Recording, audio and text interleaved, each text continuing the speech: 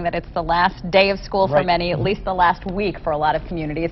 For most students and teachers, it's just a summer off before starting again in the fall. But for one beloved educator, he's closing a chapter of his life. Here's this morning's In Search Of report. Thank you. There is a countdown looming over the head of Holmen Superintendent Dr. Fred Frick. People remind me, that, Fred, you only have 2 school board meetings left or things like that. On June 30th, Dr. Frick will close the door to his office one last time and say goodbye to a career that has spanned more than 4 decades.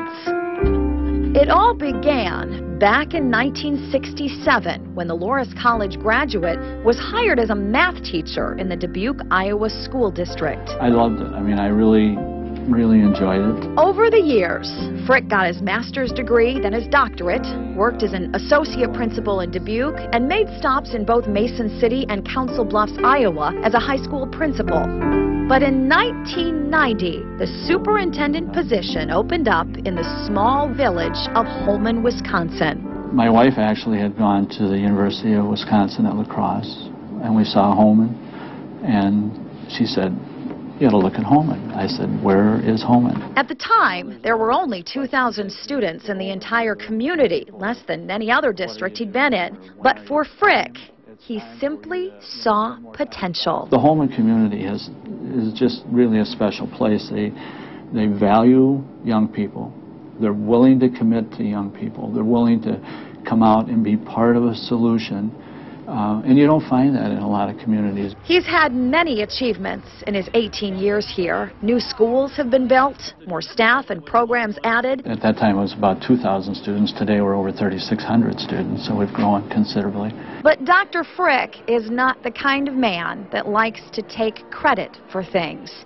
But ask the folks that know him best, and you will get a very clear picture of the kind of leader Fred Frick has been. Fred is the kind of man who's always there for you. He will make time for you. He is a great listener. Just an awesome person to work with. When you had a problem, you could always go to him, and he would always listen.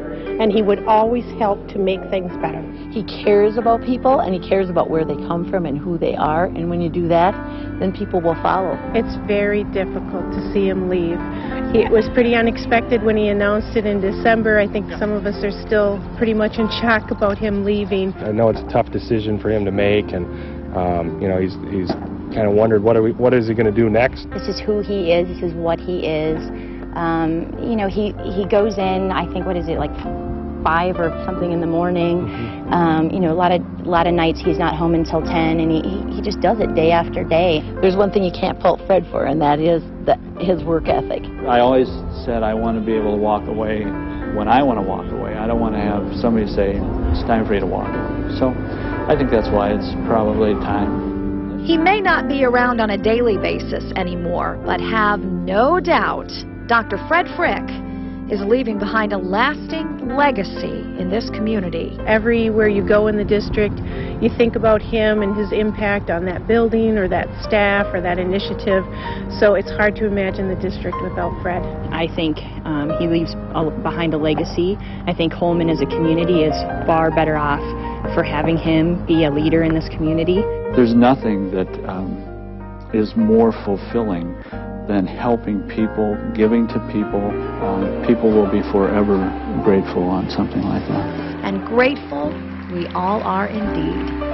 In Holmen, Jennifer Livingston, News Channel 8. I have one quick story. That last shot was from a reception that they had for him last weekend. And one of the school board president stood up and asked how many people in the room had ever gotten a nice letter of thanks from Fred Frick or a happy birthday note or some kind of congratulatory little email. And nearly everyone, including myself, stood up in the room. He's just the kind of guy that always follows up and lets you know he appreciates you. He will be so missed in this community. Now, he plans to take some time off to spend with his wife Shirley, his children, and his grandchildren. His last day is June 30th. And Holmen is also losing longtime high school principal Bernie Ferry.